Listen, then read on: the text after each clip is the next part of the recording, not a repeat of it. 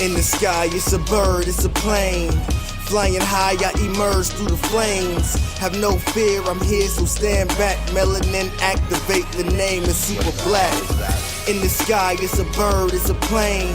Flying high, I emerge through the flames. Have no fear, I'm here, so stand back. Melanin activate, the name is super black. Imagine that, a future that's super black. Long as your skin brown, your superpowers intact. What would your powers be? Just hope it ain't super whack. Spatial manipulation, create a portal that's black. Maybe just super speed, time travel to run it back. Or cheat manipulation to keep my spirit intact. As I encounter evils the world face, demons the world makes, I'm needed the world at stake. Rest in peace to Chadwick, they killed all the Black Panthers. Told us white lies, I still marvel at black answers. Suits in DC, pray it lead to a civil war. It ain't no Justice League, what's the need to be civil for? Propelled like the juggernaut, it's clear ain't no stopping this. The world in grave danger, who can stop the apocalypse? They killed all the heroes, the new ones don't really care. But if you need me, put your fist up in the air. Yeah, in the sky, it's a bird, it's a plane. Flying high, I emerge through the flames. Have no fear, I'm here, so stand back. Melanin activate, the name is super black. In the sky, it's a bird, it's a plane. Flying high, I emerge through the flames. Have no fear, I'm here, so stand back. Melanin activate, the name is super black. Hey everybody, we are back. It's Thursday. You know what that means. You get another great episode of Blerd's Eye View with your man, Chris Fury, the man on the wall, Papa Bear of the Blerd world. The man on the wall, the kid up north, whatever you want to know it as long as it's positive, and we're here for the people. Let's get this party rolling. I hope everybody is enjoying themselves this week. It's been a nice day up here in Cleveland, 80 degrees. It could possibly be 40 tomorrow. Who knows? It's very bipolar weather up this way. But thank you for tuning in. Thank you for watching. If you're watching on YouTube, thank you for checking us out. Be sure to hit that subscribe button and that notification bell. Be sure to check us out on Always Press Record TV, APR TV. You can catch us on Roku and Amazon Fire now. You can also listen to us wherever you listen to your podcasts, including Opulence Radio, where we lead the charge. Blerd's Eye View leads the charge for Blerd Out Thursdays. And you can listen to Blerd's Eye View, Roomful of Blerds, Blerd Corn Speaks, and a ton of other dope Blerd content podcasts out there. So go check out Opulence Radio. It's completely free. Shout out to Amaron. And not just Thursdays, but every other day. There's some really dope podcasts on there. So check them out. But once again, I want to thank everybody for tuning in and giving us the chance to show you what we're made of. And if it's your first time here, you're going to enjoy yourself. So let's get this thing going. We're bringing it in with Lady Mandalore. What's going on? Good evening, ladies and gentlemen. How are you this evening? It is officially summertime. Your girl is in the summer dress. Yes. Uh-oh. And we have switched from tequila to gin and tonic. Oh, it boy. is officially summer. I don't care what anyone says. It's live now, baby. Baby, listen, look, I'm very much the cis heterosexual female. I am very secure in my womanhood. The women out in these streets are doing a lot. Okay, we have been locked up for 3 years. Y'all are gonna be in trouble. Hide your kids, hide your husbands, whatever you need to do. It's a problem out in these streets. Better not bring your kids. It's gonna be interesting summer. Oh, summer! You got that right. Oh man, what's happening, Raw? Yes. Tell it. Preach it from the mountaintops, brother. We also got our resident computer of the ship, Cinematic Assassin. We'll be watching. What's going on? I feel like I'm about to get on Kira's wave. I'm about to, have a little concoction. Oh, okay. No, not the summer dress. Sorry. Context. Yikes. I mean, if you got the legs to pull it off, I'm not gonna stop you. I got these new knees, girl. You do. You got the Megan 3000s. I forgot about you.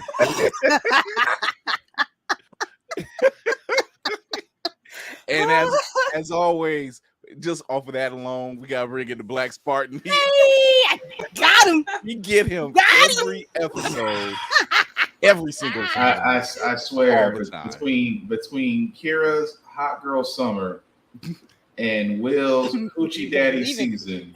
It's a kilt. I was like, You just can do it. I've seen many a dude pull it off. Puts a bit of breeze on the bits. I tell you a lot of it's not supposed to be wearing shorts. That short body. Right I'm there sorry. between your nicks and your wickers. When I hear that accent, I always think of. So my wife's an axe murderer, and I just hear Mike Myers. Look how big his head is. Kid had a lot of fro going on, man. He had an Irish fro. I don't know how that works.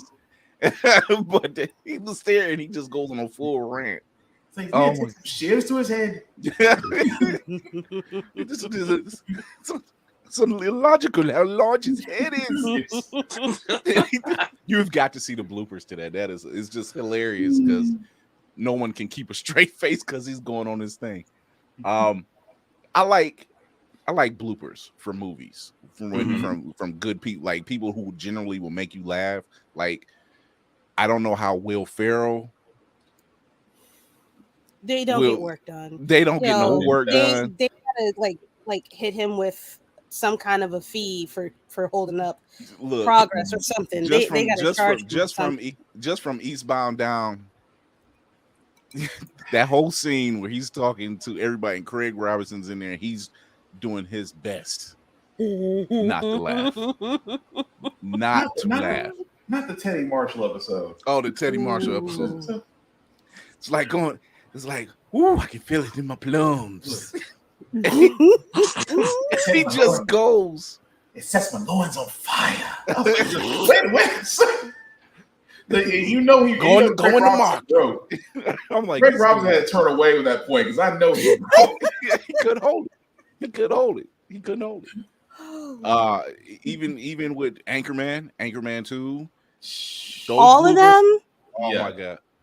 Look, Paul Rudd couldn't keep a straight face. Ridiculous. the Absolutely ridiculous. Oh, God. 100% Michael Scott, Paul Rudd. Mm-hmm. I call him Michael Scott. Because you know it was Michael I will Scott. never remember his actual full name. Lamp. Brick, are you just looking around the room and naming things that you love? No. Speaking of Anchorman, which was actually an underground success. Mm-hmm. How many times did you guys watch it before you realized that Brick was putting mayonnaise in the toaster when they were all introducing themselves, like in the first one, and they were at the pool party? Look, nobody even remembered that. You know what? Yes, when they're introducing themselves, and he's like, "Yes, I'm Brick," and he's literally, you thought he was making a sandwich. Yeah, this dude was putting mayonnaise in a toaster. Huh. Yeah, they did a lot of drugs. There's no way their drugs were not involved. Right. I have to go back and watch capacity of it all.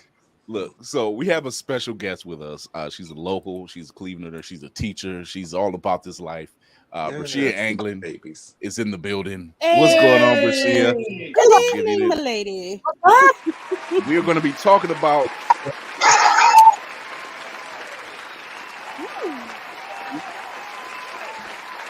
and how people of color fit into Black fantasy and sci-fi. We're going to be talking about that shortly. But Breshea, how you doing? I am good. I do want to say, Breshea. Oh, Breshea. I'm sorry. Yeah. It's okay. I apologize. No, it's okay. Most people say Breshea or Breshea or Breshea or even Brianna. So truly, wow. One more time for the people. Breshea. Breshea. Like shea butter, baby. There you go. Hey, I got you. There it is, right there. I apologize. I was stuck when you said brush, and I looked at your name like, what in the Wheel of Fortune pronunciation did you get that? And I'm an English teacher, so I'm sure you understand. I'm sure you know. Yeah. So we're going to be talking about you being a teacher here in Cleveland. Your books, which are amazing, by the way. We met at Blerd Bash and we had a great conversation. The music didn't like it too much, but that's fair. but the fact that we connected and had a good conversation about your book and what it is you're doing, it was amazing. So we'll be talking about that shortly. Right now, we're just kind of jaw jacking and talking about crazy bloopers. That So that the word that I don't know if that word should be used after a certain Yeah. Jibber jabber is such jibber a yes, jabber. please. We're using jibber. Yes. Okay, jibber jabber. Yes. We're using jibber Too jabber. soon. Too soon. In honor of Raw, I will say pause. Still too soon. Too soon. Leave it to Raw. I'm surprised he didn't call it out yet. So we were just talking about like crazy bloopers from movies and how people just can't get the work done. From Anchorman to Wayne's World to so my wife's an axe murderer, and it's just weird that, or in Eastbound and Down, you can't get work done. Like you can't get work. I see what Carl Jones is talking about now. I still said that. No, go ahead, Kara. Sorry, he said that he was like he would get mad, but he would still be laughing while he's getting mad. They were not getting any work done. There's no way. There's just too much happening. There's too many entities in the building. It wasn't working. Especially in those comedy movies, there's plenty. I mean, still to mind the top 10 is still Life and the Nutty Professor, because Eddie Murphy ripping. You ain't gonna keep a straight face in that. Don't let me hold you, but and say what they want about him, but Tyler Perry has some pretty good bloopers too when he's ripping on himself, but it makes everybody else laugh because he just keeps changing the lines. When this Medea and Joe is just hilarious. It keeps changing the lines and he cuts up. So we're gonna get into some of this Blurred news real quick. So here we go.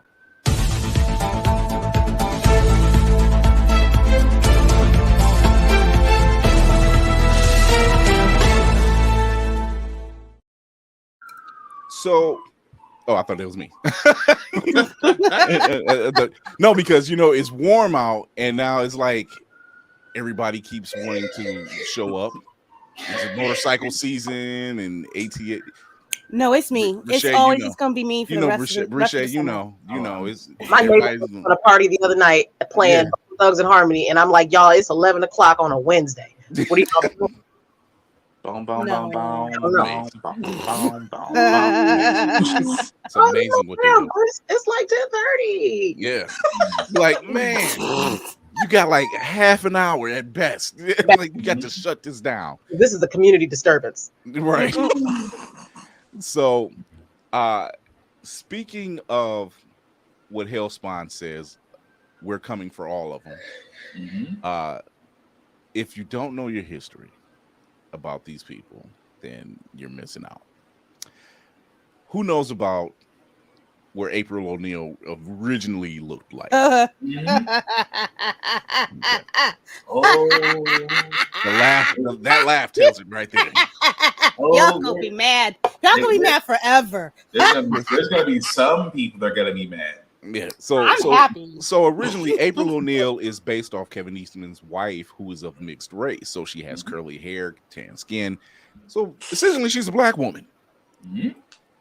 And then it's just been revealed that when their image inducers are on, so are the boys. I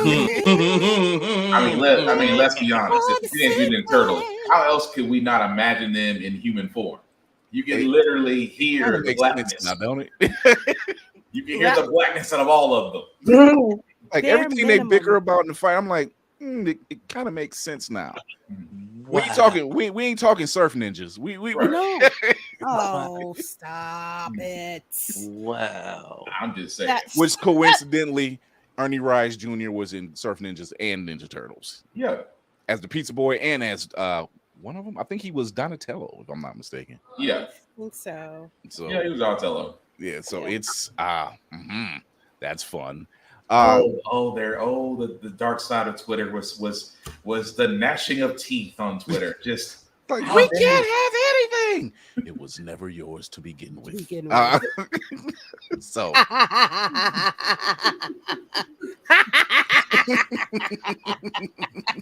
We coming for you. I gotta get that. I gotta get that recorded. That is hilarious. So Black Spartan, you got to switch, right, Black Spartan? Yep. So I have a question. No, it's not a bad question. It's not a bad question. I plead Nintendo's already well about them having a second version console coming out next year. Mm-hmm. Is it necessary? No. Yes. Okay? One for no, one for yes. What? Why? Outdated. Boy, just get a new console. Just throw the whole thing away and just start. Go get a real one. I love you. I say this with love. Madam, I am a collector. I am a collector. She said get an adult console. Then you made him after. Okay, so many times as I failed the maturity test, you tell me an adult console. I fail the maturity test on a daily basis. So you have made two poor fiscal decisions that I'm aware of in your life. It's that comic book and it's this console. You could have waited till it went out of date and just bought it for $20. I still don't regret that comic book. I bet you can't. So Breshea, the backstory about the comic book is painful. Yes, it's very painful. Now I'm inclined to say, oh, this is a hard to find book and I'll pay for it. Mm-hmm. However, yes, I have a limit. Everyone does. Black Spartan here went to a convention and what was it, like $7,000? It was initially $400 until I said something. $400. Yes, $400.00. Appropriate reaction. Absolutely. Yeah, that was everyone. Yeah, there. Yep. That's wait. It gets better. Wait for it. Oh, it gets so much better. Are there more dollar bills involved? Yes. So much. There's a comma involved at some point. Yes. I'm not ashamed to say it. Yes. I am not ashamed to say it. We can stop being around the bush. You should be. So, I'm not going to be ashamed. I am not ashamed of my decisions. So I will tell our guests. So what happened was the guy did not know what he had. I decided to sit there and say it and then walk off instead of going ahead and taking advantage of it. So when I came back, he apparently did some quick research and said, "Oh, I know what I have," and decided to jack up his price. And I sat there and said, "You know what? I'm doing good in life. I'm good. I'm single. I got no kids. My responsibilities are cool. I want that comic." And I paid for it. My man hit him with that Drake said, "Money coming, money going. Ain't like you can take it with you." So understand when it's got it like that. Go ahead, I guess. So that's why I said, this is why I say at the time. At the time, I could do it, but now I have people to answer to, so I can't do it this time. That's not the point. Well, you don't snitch on yourself, fool. Don't snitch on yourself. I believe in honesty. Full honesty. I believe in not blocking my own blessings. That's what I believe in. That is also hold on. Look, true. I you know what? I'm not. Don't let me hold you. You know, I couldn't do it. I have to be so well off to just say, yeah, that's nothing. I want it. Like Nicolas Cage having 2 copies of Action Comics. That is true. I got to be well off. I can't be still in the workforce. Yeah, I'm too deep in the trenches. I can't even do it. Yeah, right. That ain't for me. But that's why Kira likes to say that I don't agree with that decision. But that was 22-year-old me. 40-year-old me wouldn't do that. Baby, 16-year-old Kira wouldn't do that shit. Are you out of your goddamn mind? Well, Kira, that's you. 16-year-old Killer would be waiting for you outside with a bat and take your shit. I will tell you. Wow. I would tell you, my dad, Old Man Fury, would sit up there. I could hear him say, "Boys, you crazy? Is you crazy? Is you crazy?" Yeah. I would have pinched the hell out of you standing next to you. $7,000. Why can I see Kira just waiting outside the con in black Air Force energy, just like I have on the baklava and everything, man. You didn't see me coming or going. I was quick and small, gone. She said she's going for the tendons and the ankles, and then going for the jaw. And it's Immediately. It's gonna be so fast you won't see it. I'm hitting all load-bearing walls in your body. Everything.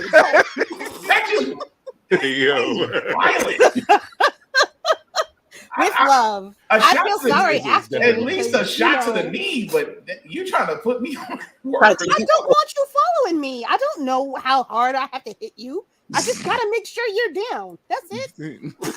That's the whole purpose. That's all. But that was 16-year-old Kira. That was. I'm very, very, very. Note to self: have a reformed in your pocket.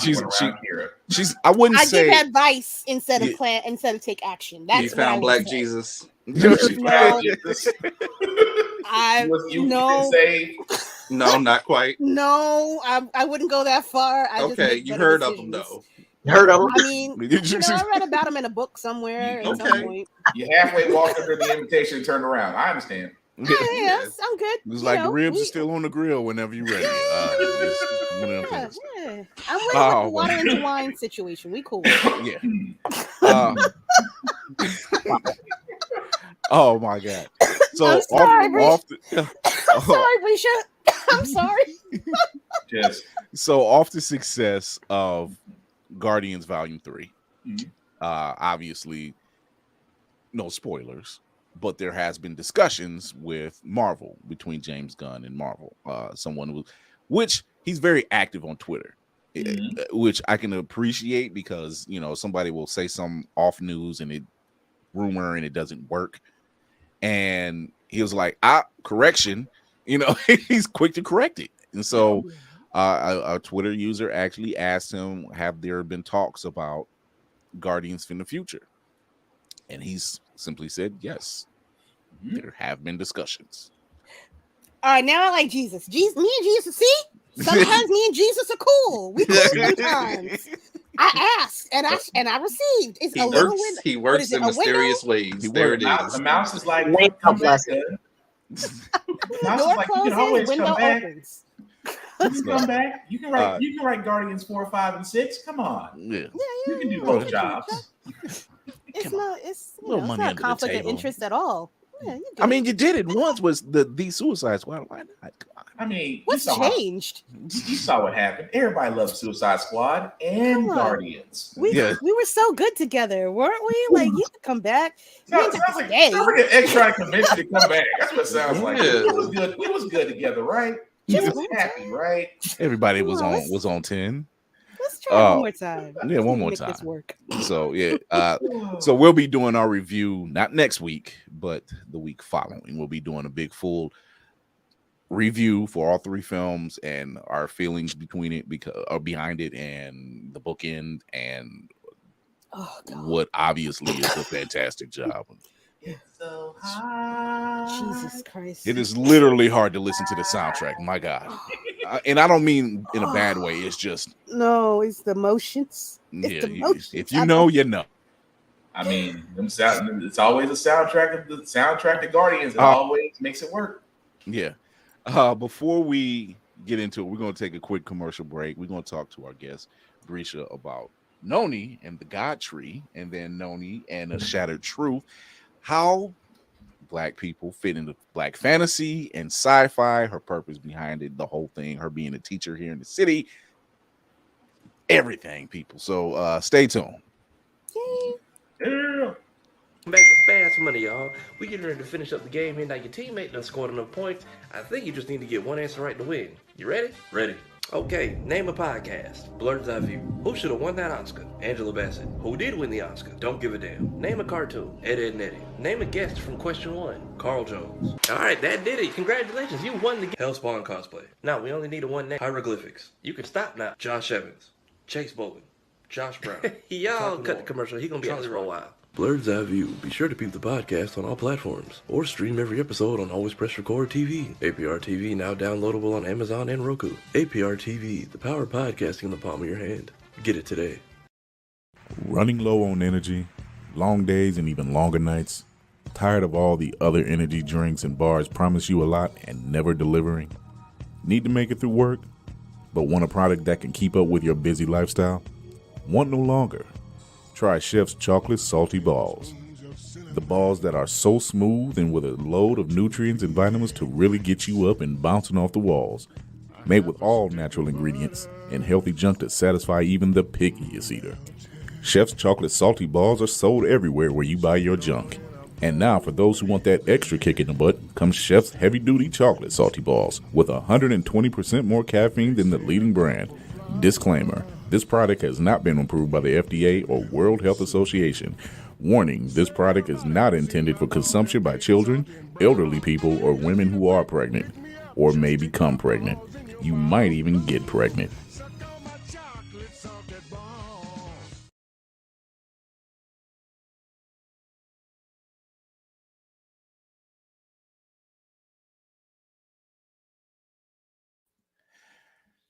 Get Dungeons and Dragons Honor Among Thieves on digital today. Chris Pine and Michelle Rodriguez star in this hilarious and action-packed adventure where a band of unlikely heroes must undertake an epic heist to retrieve a lost relic. Buy or rent Dungeons and Dragons Honor Among Thieves today on digital today.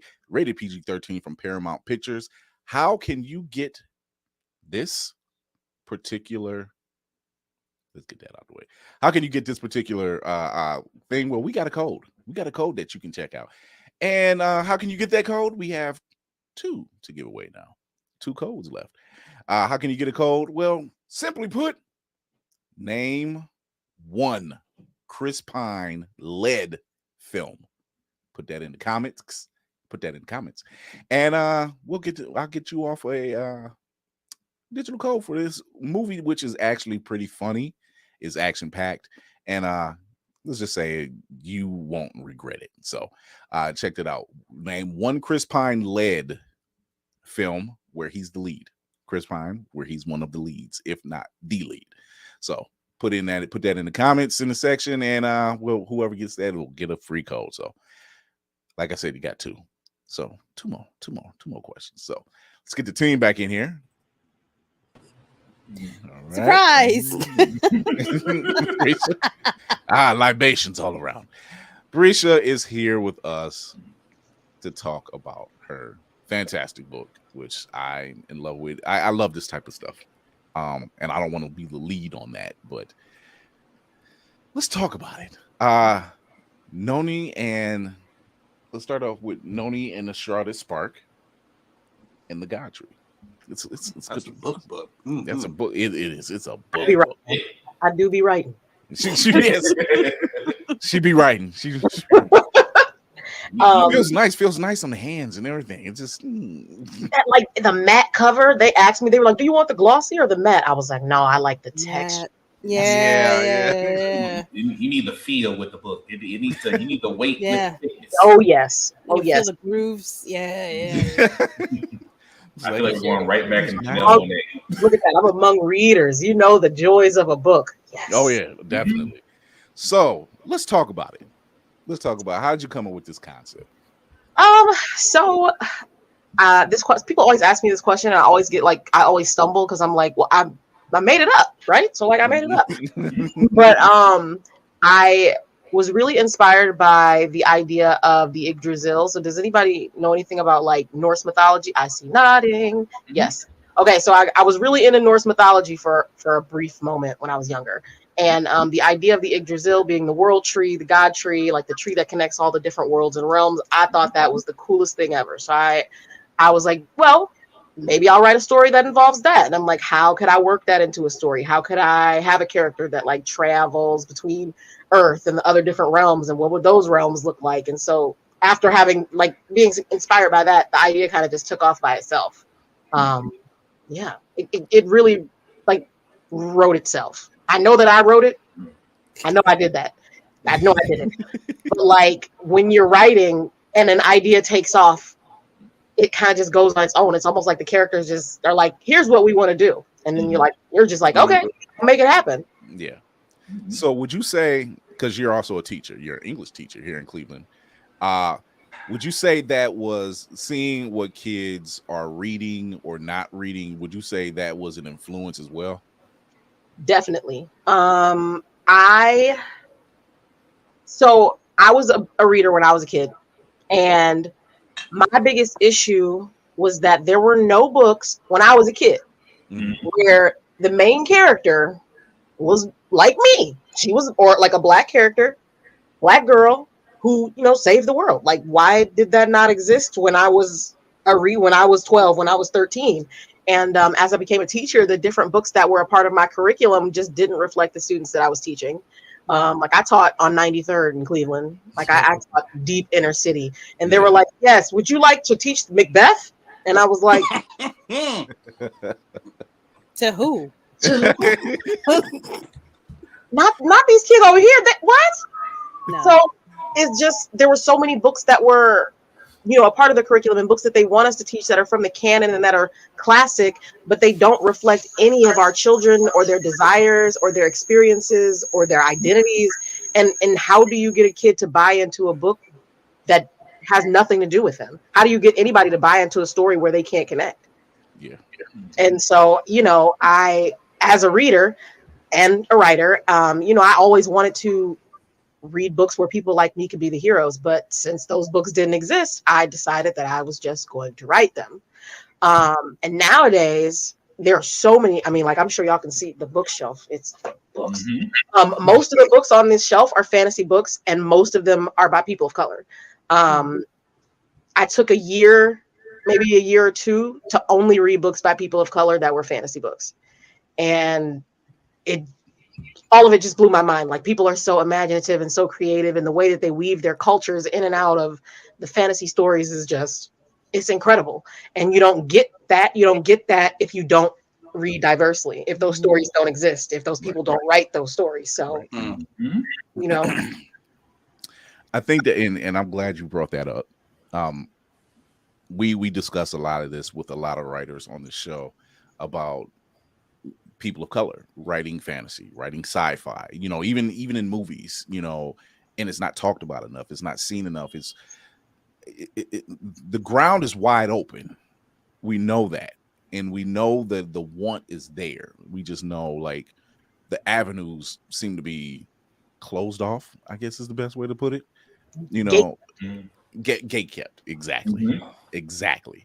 So when you see something, you know, and we'll be talking about some of these later, but when you see movies like Fast Color or Wrinkle in Time, you know, and they don't, you know, by all design, they should be great. They should be grabbing people into the theater, but yet, because no one knows about it, or it's not put in front of us in a very accessible way, it doesn't get seen, or it doesn't get heard about. It doesn't get talked about, you know.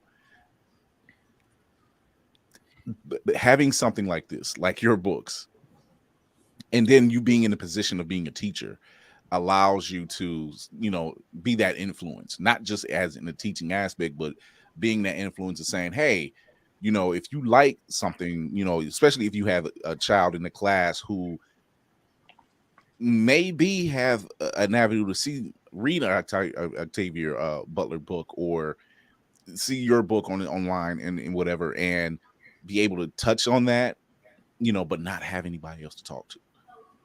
yes, You know, or say, you know, express that. And I think that's where they feel like it's not so much bullying, they don't know how to open up. yes.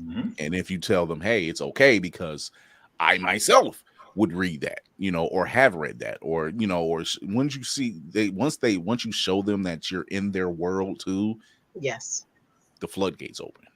absolutely. I teach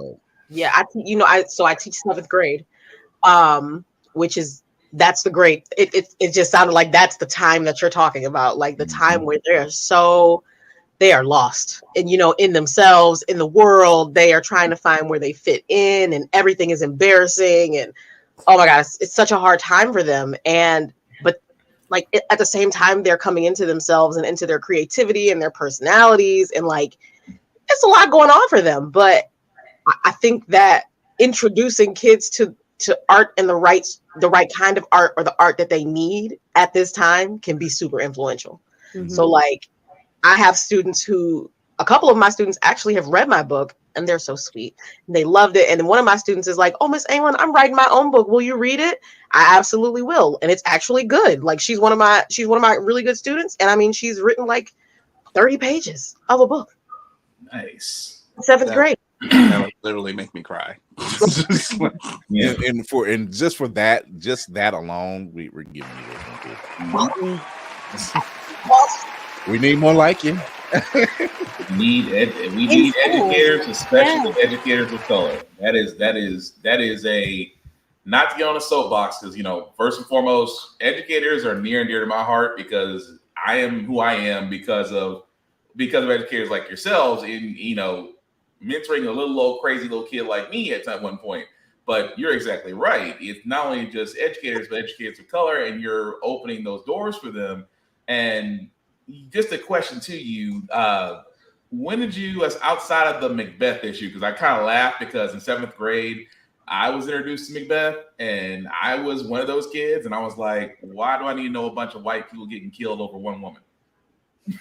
So that's I summed up Macbeth in one sentence, which got me in trouble. But it was a teacher like you that actually turned around and actually introduced us to other authors. I forgot their names already.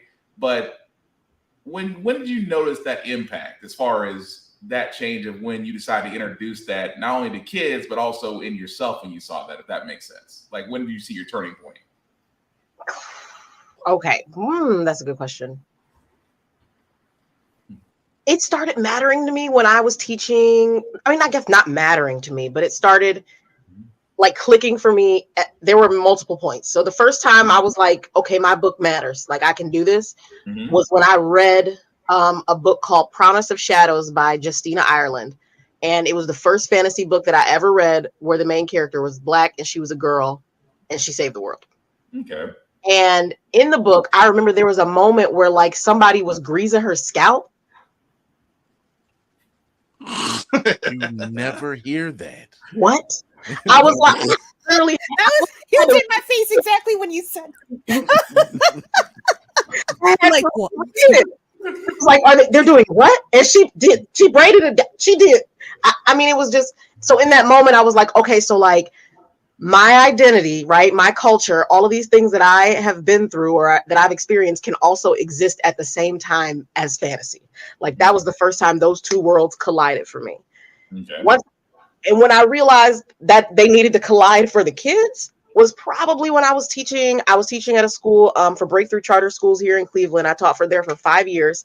And our curriculum, it was a curriculum that they gave to us. So like the teachers didn't make their own lessons. It was a charter school. So they were like, here are the lessons you guys are going to teach. Boom. And I didn't like that. I didn't like it, because the books that they wanted us to read by far were not books that were going to connect to Black and brown kids. Right. And like, okay, I'm a teacher. I can make it connect, right? Like I can tell you about Macbeth and make it sound real, real cool.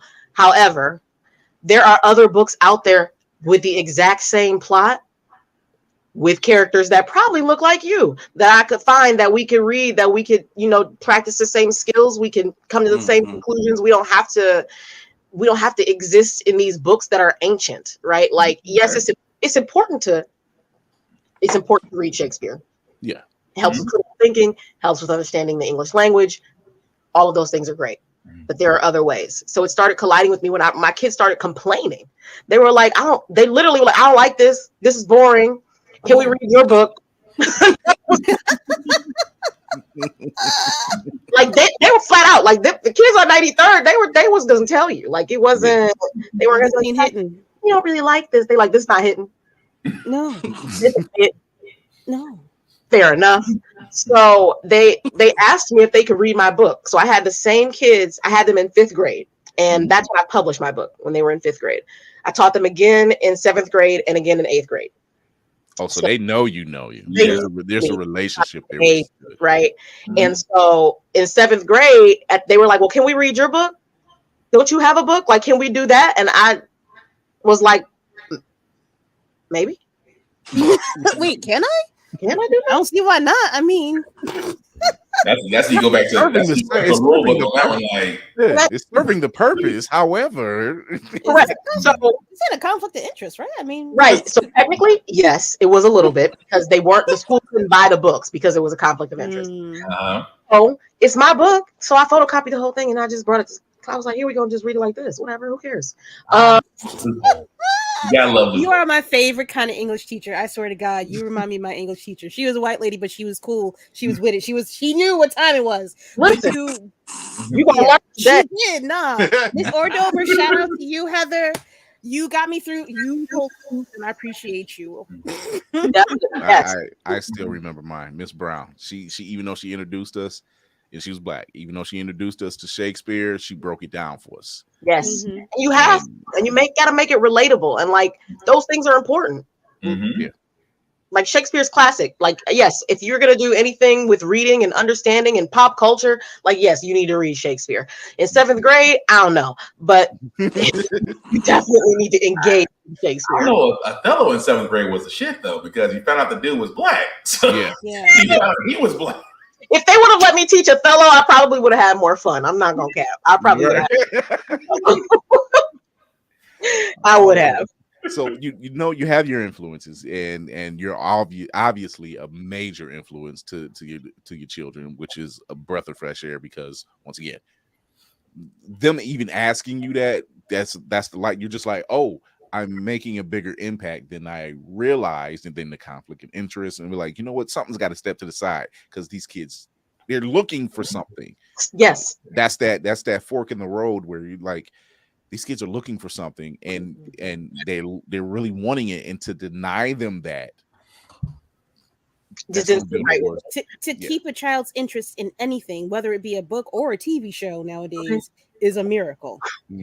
So the fact that they're clamoring for something that you made is it was amazing. So you are a unicorn. Except that. Okay, y'all want to read?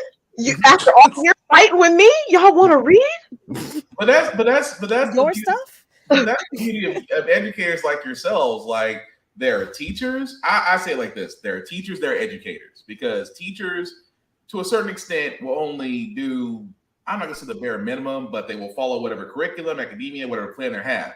Educators will make it fun. Like, if you like, I see in your case, you can make it fun for your kids, especially if your kids are like, oh, we want to read what you read, because number one, you're getting them to read, which we've all seen kids these days. If it's not social media, if it's not an electronic device, they're not. I mean, for a good number of them, they're not going to pick up a book and read. So the fact that you're actually getting them to actually pick up a book, and they're interested and they're engaged, that's what educators can do. You can still teach whatever the lesson you are teaching of that day, you can teach them, but at the same time, you can connect with them and reach with them. And that's why I say there's a big difference between educators and teachers, because you can tell when you connect with your students versus those that's like, yeah, she taught me something. Yeah. Yes. And I think that that was a moment where it was like, I am doing something important. I think I think this is what I should be doing. Like, when I decided I was going to become a teacher, I'm like, okay, this is something that should. Oh, that's my mom. Thanks, Mom. Hey, Mom. Hello, Mother. Hi. Right, Mom in the comments. You did a good job. Oh, and my dad. Look at that. Look, y'all both did a good job. Y'all did a wonderful job. And that, my friends, is called support. Right. Right. I'm sitting here drinking on camera. Let me get my posture together. Not his posture. He didn't say that after the drink. He was like, I'm drinking. Let me get my posture. Notice he said nothing about the drink after. Right. He said the posture. Brother, I ain't gonna put the drink down, but I'm gonna stand up straight. Listen, know where you are. Don't try to overextend. So, hold on. Look, there we go. Look, they really supporting. I love this. I sent the link out. I was like, I know it's late, y'all, but if y'all want to watch, we're black and it's gonna be funny.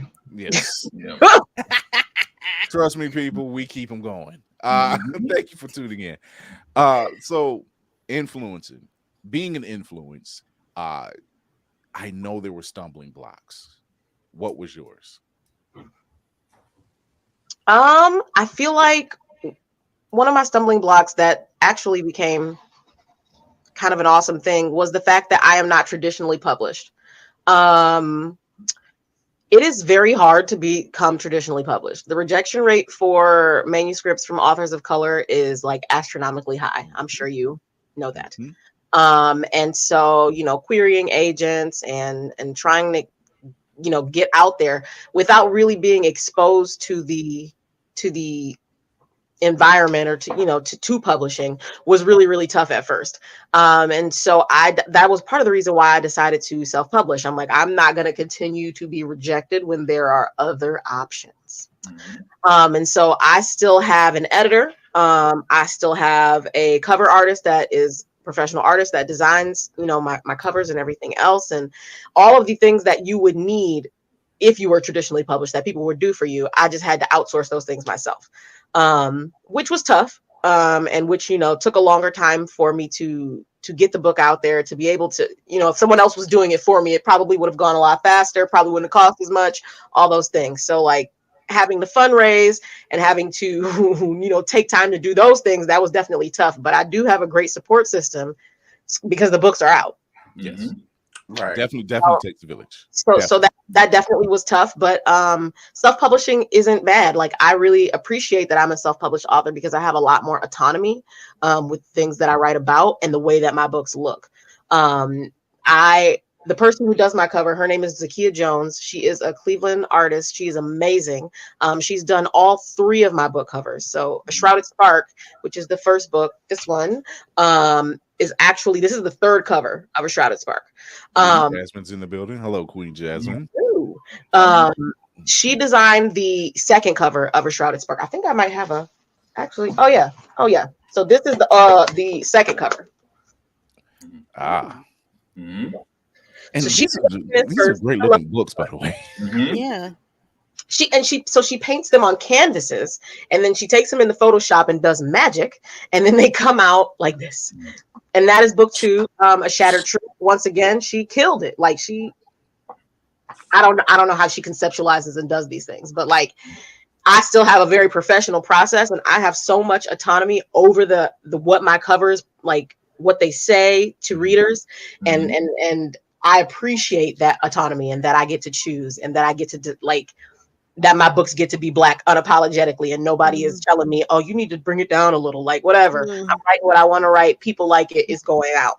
If you were going through a traditional publisher, they have the autonomy, right? So like if there's something in your book that they think is controversial or political or whatever, those things they don't understand. Or they don't understand. Right. Those things often get edited out. I don't have time for that. See, catch up.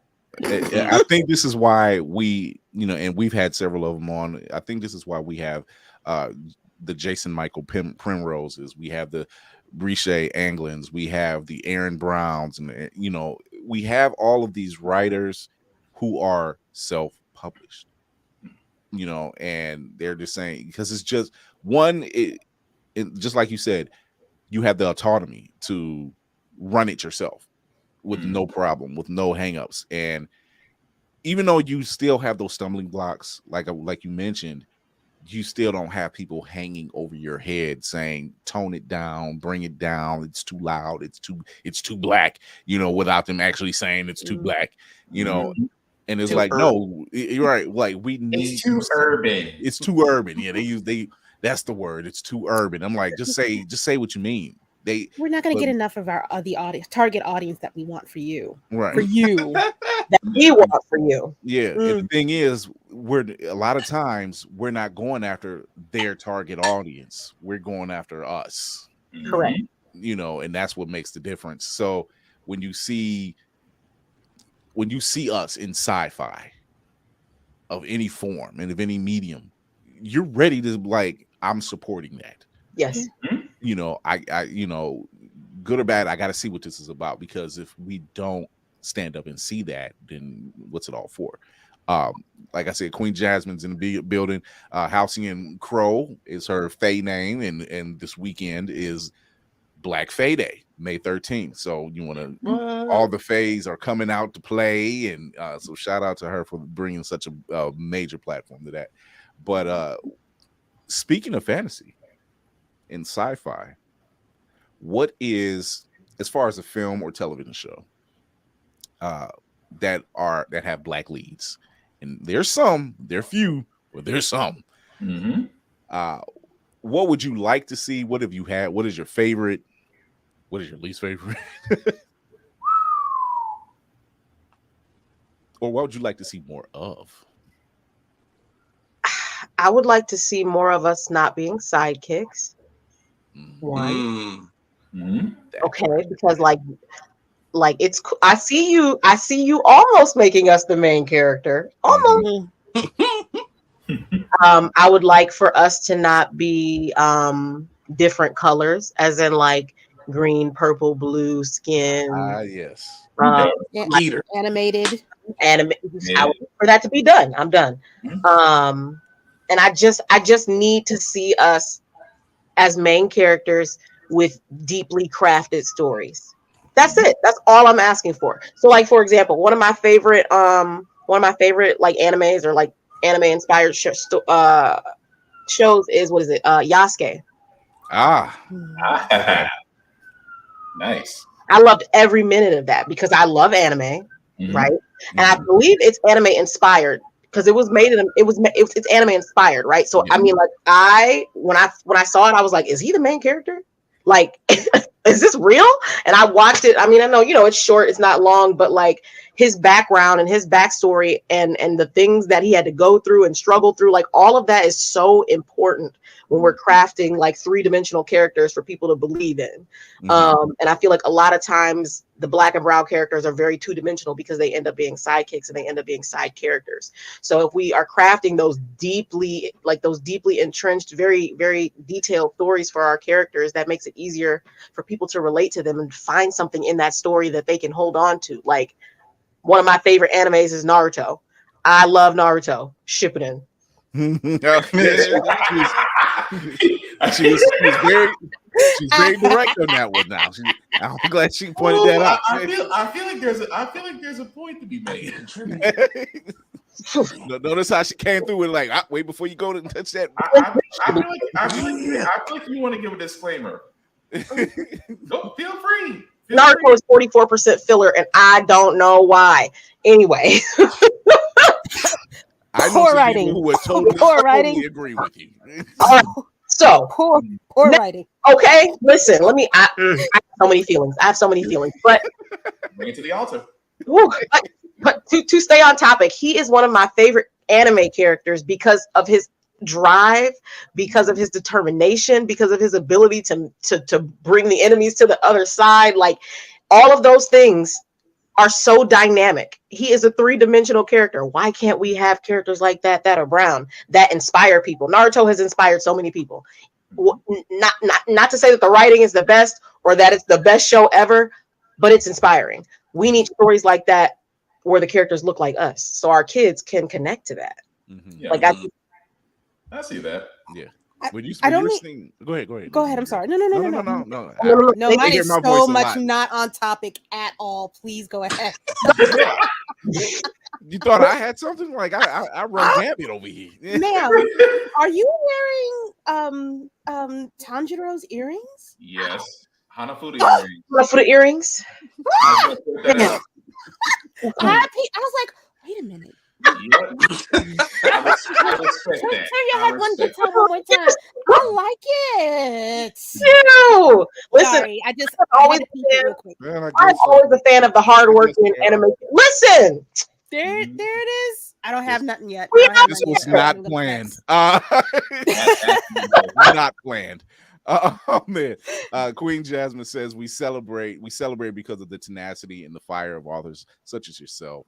And she was just saying brown baby Tangier. I want a brown baby. Look, I love the comment section, boy. I swear they come through it. They always come in that section of my little Naruto babies. You know what I mean? Like, oh, y'all try so hard. Oh my goodness, you're so sweet. You know?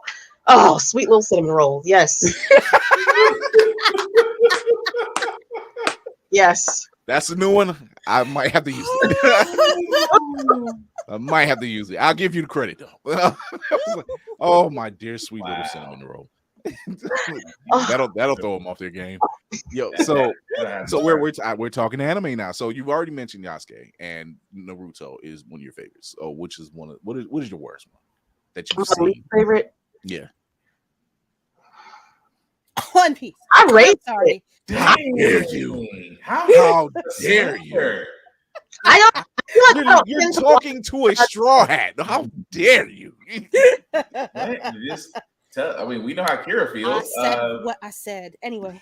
So unfortunately, I don't have I'm not one of God's strongest soldiers. Okay? It ain't all it's cracked up to be. I can't even do One Piece. I tried it.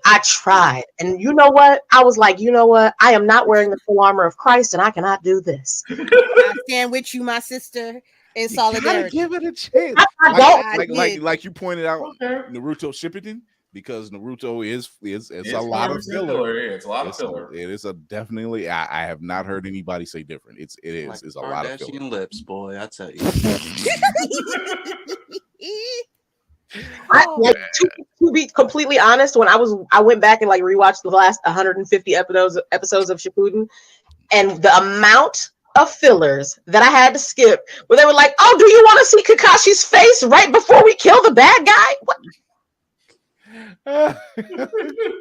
No, come on, y'all gotta give the straw hat a chance. Trust me, as I started off, I'm not gonna here. Don't let me hold you.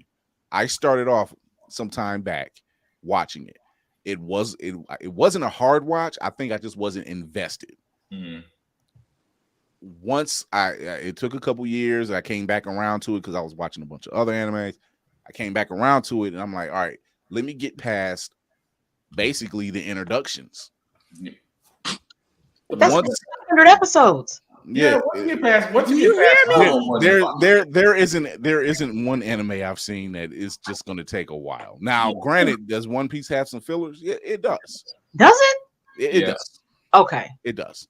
But you know it when you see them. Mm-hmm. You're just like, okay, you can literally just skip past it. Like, you don't need it. How dare you have over 900 episodes and have anything be filler and expect me to? Typically, two of the fillers were actually good stories. Absolutely not. Yeah. I didn't think about that. Two out of the 7 fillers in One Piece are actually good stories. Yeah, they're not bad fillers. It's just fillers that you don't necessarily need. Fair enough. You know. So. All right. So and Kira's gonna still be a solid no. Yeah, nope. Listen, my father has been. First of all, I run the anime club with another teacher at my school. Look at that. We love the anime club. And my father and all of the students have been trying to get me to watch One Piece. They've been trying so hard. And I'm like, guys, at what cost? One Piece is for the children. One Piece is for the children. Okay. Like, when you literally watch it, and when it changes, you'll notice the change. Mm-hmm. You'll notice the change. You'll be like, oh, I'm in it now. I'm trying to get to the part where I'm in it, where lives are at risk. Because right now he's just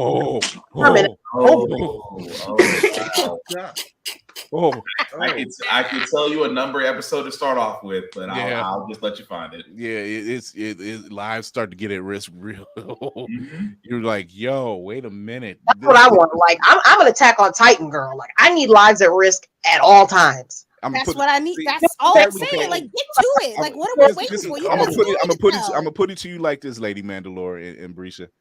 I'm gonna put it to you like this. If you've seen Guardians Volume 3, which Lady Mandalore, I know you did. Twice. Okay.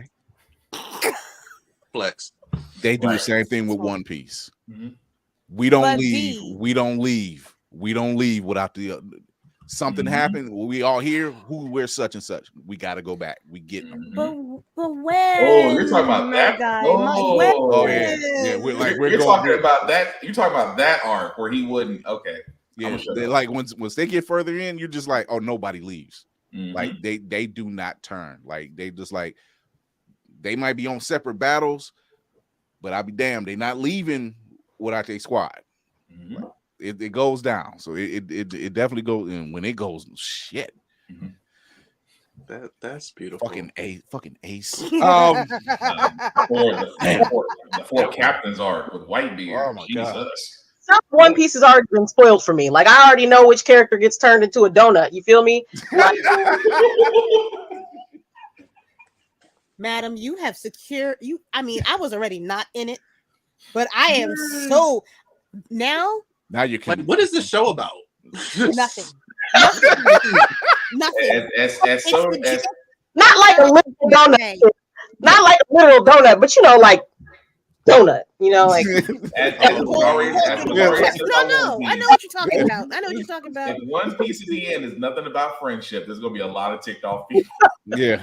There's gonna be a lot of ticked off people. It is the Seinfeld of anime, and no one was. No, that's not fair. Now, if she had said the Friends of anime, then I would have been upset. But this Seinfeld's good. I've watched it. I'll watch it before I watch Friends. That's for damn sure. Exactly. That's fine. I'm just saying, topic like theme for theme, it's matching up a lot. Look, I'll put it to you like this: in one of their arcs, they're facing off with a pirate. They're dressed in all black. They came in like gangsters, like black Air Forces. Black Air Force. That was kind of a revenge arc, but they came in with like, as much as you see Luffy with them daggone sandals on, his whole gear changed up for that. Like he was all black. It was an all black. Not 4X black tee. It was just like, oh no, like, you about to get these hands today. Characters, because you always can tell the main character, if he's a happy-go-lucky, it's like, okay, cool. He ain't smiling. People about to die. That's where I want to start. I want to see the drama. I need to see lives being lost. I am all about it. All that you always know when it's really going down. It's a certain song that plays. Mm-hmm. When that song plays, you be like, they getting ready to get it in. So with that being, so let me ask you this though, because of your taste and your taste in anime. So have you ever seen Hunter x Hunter? Oh my god, yes, love it. Okay, so you've seen the part where Gon snaps. You've seen the part where Gon snaps, and you've seen where Kira has no remorse about what happens next. Right. Those moments are my favorite moments in anime. When the good guy snaps, I don't know what it is for me, but that is like Luffy has a couple snap moments. Yeah, Luffy has some couple. He has some snap moments. He was like, "You did what?" And it's just like the dude that eats all the time. All of a sudden, he just flipped. It was like you did the wrong thing. It's like our first time seeing Rock Lee asking his sensei, "Can I take the weights off?" Yes. I'm sorry, what? Take the weights off. And that's what made us all gnar. That's what made us all. You know what? It's like you like Chris said, you have those scenes in anime that turn you anime fans. Dragon Ball. If you ever see you see Goku go Kadokan for the first time, and you see Rock Lee take the weights off, and in that moment, and I always say this one thing about anime: if it's got a killer soundtrack to it, you'll remember the soundtrack more than you remember the action. Samurai Champloo turned so many cats on. Man, hip hop with Samurai. Cowboy Bebop. Listen, yep, that's another one. We gonna hang out when I come to Cincinnati one of these days. We gonna chill. Just gonna drive past. We gonna eat. Yeah, just gonna drive. I'm gonna pick you up after school, and we gonna go chill. We gonna go watch some anime. Just roll and reminisce. See my wife now. Who are you waving at? I thought it was Lady Mandalore. Right. I'll get you after. We got a pregame. We got pregame. You know how you always got that. You always got that one. You got that when you was walking back in the day. You didn't have a car, and then your boy drove. Like, oh, I seen you, man. I'm like, well, why didn't you pick me up, man? Like, that part. The wheel well. I can't really, too much. Right. It's always the wheel well. That power steering fluid. Yeah. Once you turn to the right, it's a whole workout turn to the left. So as now the show has become the conversion of the ladies to make them watch One Piece. Look, I wish you the best in the battles to come. We welcome you to our annual meeting of One Piece Convergence. We're reading from the book. Of Straw Hat. Verse 5. Oh, sweet brother Luffy. That's how it always starts. Sweet brother Luffy, as he stepped his foot. That man, I don't know. His feet must look like a bad day at Burger King Nuggets. I just somebody that walk in sandals like that. Hey, Burger King Nuggets get way too much slander in life. I feel like Burger King they're Nuggets deserved. Like, somebody said it tastes like deer ankle meat, and I was offended. That would be me in DC. Stefan Johnson has said it tastes like desperation, and yeah, it's $10. It's 10 nuggets for $1. How are you not immediately questioning life? Like, what were you expecting? Yeah, listen. I used to work at Burger King. Listen, let me tell you something. Stay away from nuggets. Stay away from nuggets. It's not like McDonald's nuggets. You know, it ain't nothing like you just be like, huh? That's why I say you gotta go to Chick-fil-A where the chick was blessed by Jesus. Praise Jesus. Oh my God. So we're talking to Breshea, Anglen, about black fantasy, black sci-fi. So if you tuned in, thank you. I have a couple picks for possibly underrated black sci-fi or fantasy films. So we'll start them off. One of them, Lakeith Stanfield in Sorry to Bother Me. This was a weird one. It was good. I liked it. It was good. It was definitely good. It was underrated because when you're just, it's literally like, what the hell? Like, how did we get? Wait, what is this about? Yeah. Sorry to bother you is what we are. Sorry to bother you is what black people do at call centers. Yeah. It even throws you off when you see Danny Glover put on his white voice, and you're just like, ain't no way. Like, me for a loop. Listen, not Murtaugh. Murtaugh, white voice. Yeah, Riggs. I'm so used to between him and Mister from Color Purple. People you'll never trust again. Ever. As an actor, ever. Like, I don't know you personally, but if I ever saw you, it's like, man, I hated you. I hated you in the Color Purple. Yeah, like evil Dave Chappelle. Like, he just shows up and I'm like, you know what, dude? I know his name is Bokeem Woodbine, but I'm just like, dude, every time you on screen, yeah. It's like, we support you, brother, but man, you played that role too good. You played it too good, and now I can't trust you. We're gonna have some problems. Evil Dave Chappelle. Lawrence Fishburne will never shake off Ike. No.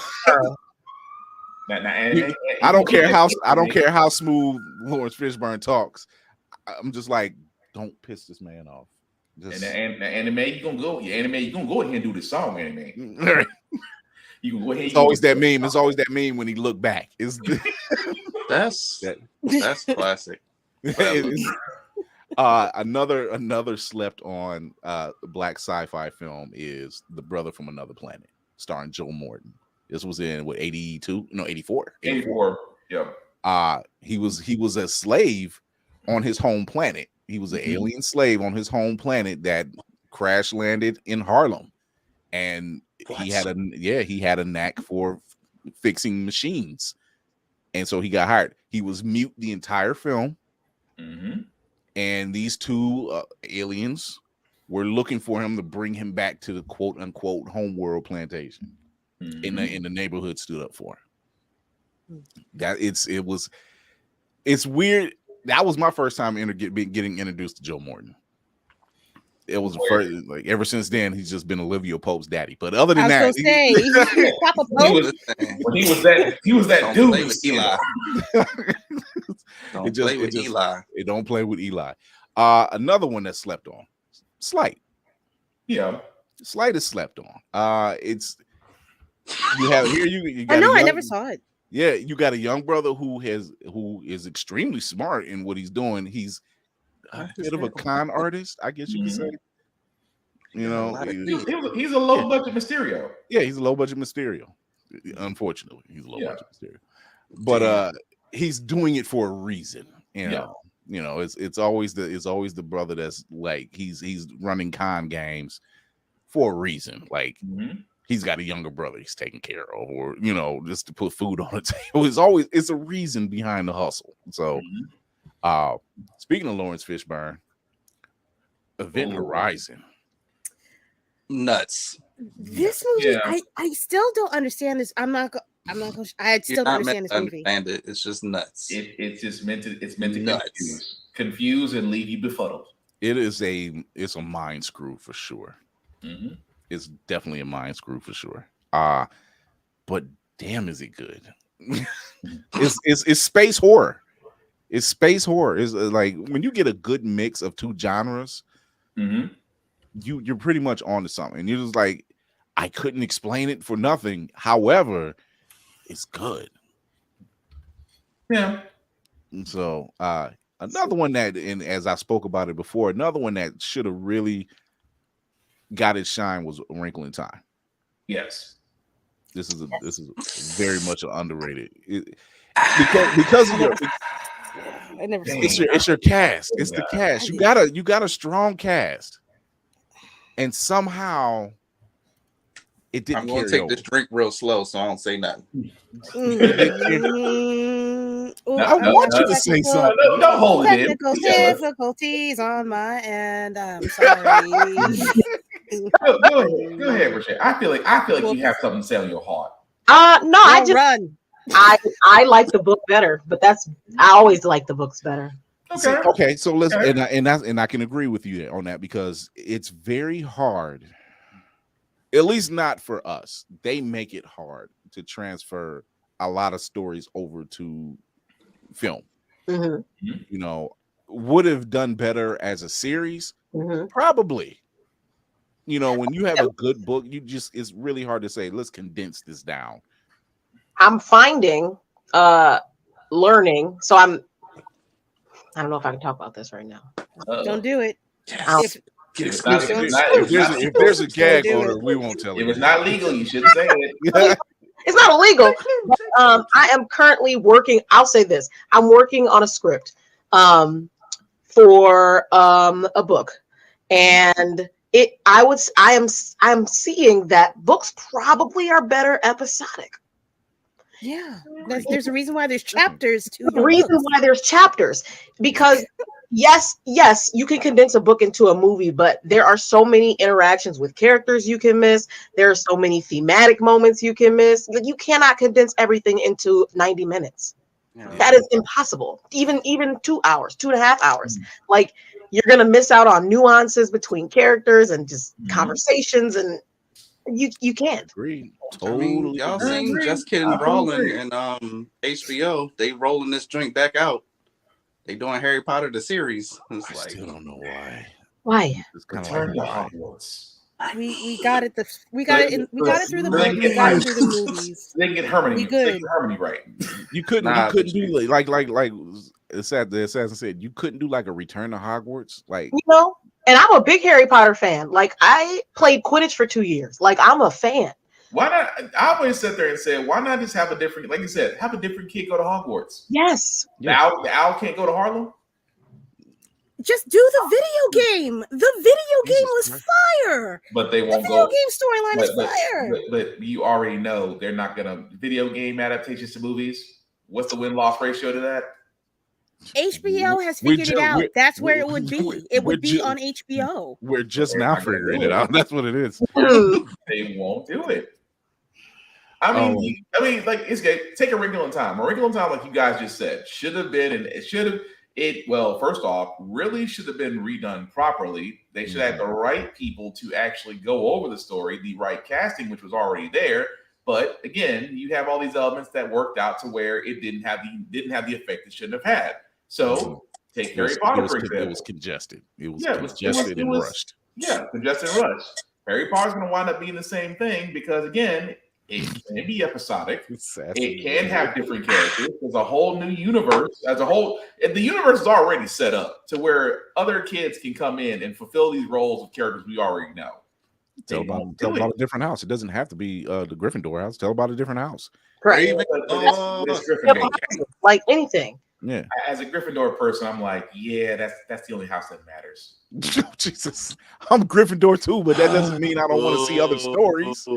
I mean, Slytherin is just going to give you a lot more drama. Hogwarts HBCU parties. That's why y'all wasn't. Y'all was not coming to the program. Not coming. Not the HBCU. Oh, that was a glorious time, though. It was. That was a wonderful, peaceful time, wasn't it? There was like, I'm liking this. Why don't we have this? Tribes. I was here. I was like, I want to wear all the colors now. Everybody was bringing their A game. Hufflepuff stepped out. Oh, it was a wonderful time. Oh my God, it was glorious. So, Pitch Black. Pitch Black. That was a good one. I go back to that one every once in a while. Pitch Black, even Riddick. Chronicles of Riddick, because it's three of them, right? Oh, there's a flag on the play. Wait a minute. Yeah, Riddick. Sorry.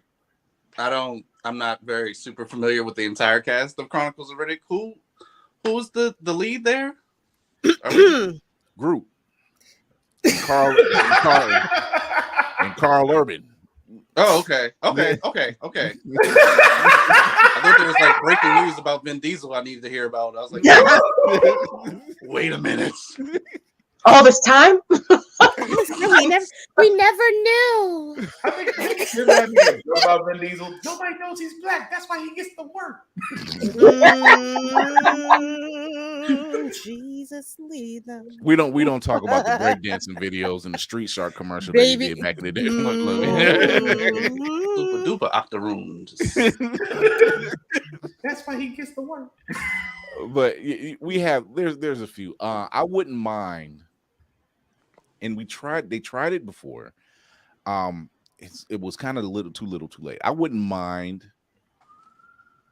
a Men in Black done right. Like you had a nice, the one with Tessa Thompson and Chris Hemsworth, it should have worked. But it didn't. And that's the problem. I don't. How many? Okay, maybe I'm indifferent on this. Could you, after the first Men in Black, where do you go from there? It was actually the first and second one. Yeah. But if they stayed, that was fine. But the series was so much better. Oh, yeah, the animated series was cool. The animated series on WB was good. And it had a bomb soundtrack. Like that song. But I mean, after you tell Jay's story, that's what the whole thing Men in Black was. It was literally surrounding, after 2 and 3, which is, I guess, it's supposed to tell Jay's whole story. And it does. It tells Jay's story. Yeah. But like that third one came out so late that you made Luke Cage his daddy. So it's just kind of like, hey, listen. That third one might not be great, but Josh Brolin deserves awards and flowers. He did kind of nail that Tommy Lee Jones. I'm a dude playing a dude. I'm like, he did kind of nail that though, Yeah. It's Jay's story. And I think by the time they did the last one with Tessa Thompson and Chris Hemsworth, the elements were there. They've worked together before, so that should have worked. I don't know if it's one of those too little, too late things. I just say it was a poor story. Yeah. I just say it's a poor story. If the story ain't cooking, the movie won't hit, or the show won't hit. Don't believe me? Ask Naomi. Too soon. Too soon. From Hell's Gate. From Hell's Gate, I stab at thee. I will stab at CW's heart every time. Should Men in Black International have warned us about Thor 4? Like, did they catch lightning in a bottle with Ragnarok? And then International came out. He's like, maybe that was. And then Thor 4 came around. It's like, ooh, maybe we don't like this as much as we thought. That was what's his face? Chris Hemsworth's run. He's like, shoot, I got Thor, I've got Ragnarok. I've got Men in Black International. I've got Extraction. I'm gonna run this whole year of movies that are just being handed to me with ridiculous amounts of money and not care if they're good or not. Although Extraction was a shit, I'm not gonna lie. Actually, Extraction was good. But I don't know. You're right. You're right, Black Spartan. It's the storytelling. Mm-hmm. You have all the other elements, but it doesn't. Nothing lines up. You tell me more about Tessa Thompson's character, please. That seems fun. But I gotta toss that to you, Breshea, because I gotta ask you, because you being a writer and you mentioning about your characters, and the one thing you had mentioned like way earlier, which is still in the back of my head, is like I like how you described that you didn't really think of the characters. It's almost like it was already in your subconscious, and you just went along for the ride as they literally told their own stories. You were just more of a witness. And I gotta ask is, when it comes to your story writing, do you see it that way as far as just letting your mind wander and just going with that? Or do you have a certain type of process? I'm just curious. Both. Definitely both. When it depends on what part of the writing process I'm in. So when I'm like brainstorming and coming up with like characters and their personalities and backgrounds, usually then I write in a notebook and I kind of just go crazy.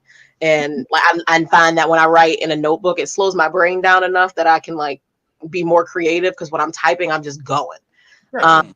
But when I am actually writing the story and like, getting into the plot and the events and all that stuff, I'm typing. And that is more of an organized process. Like I use a couple different softwares that I use to make it more organized. I use something called Plotter, where it is the coolest thing ever. It's like a digital timeline. Okay. So like you can set up your chapters and events like you would on a timeline. I'm a visual person. That really helped me.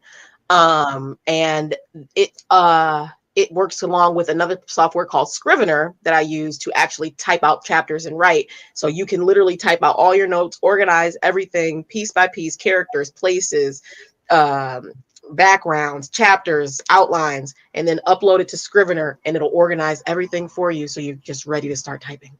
Oh, that sounds too much like Skynet. Oh my God. It sounds too much like Skynet to me, but I get the process. But in my mind, I'm like, yes. So like the part where I'm like more freehanding everything is more in the beginning when I'm laying the groundwork, and then once I have the groundwork, I can get into the more structured part. Cool.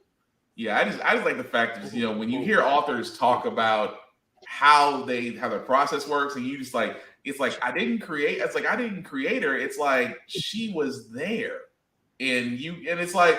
And you can tell because as I was noticing your eyes as you were talking, you kind of darted up. It's like, it's almost like, yeah, it was just how she came to be. And she had these elements and this and how, I want to put her in that.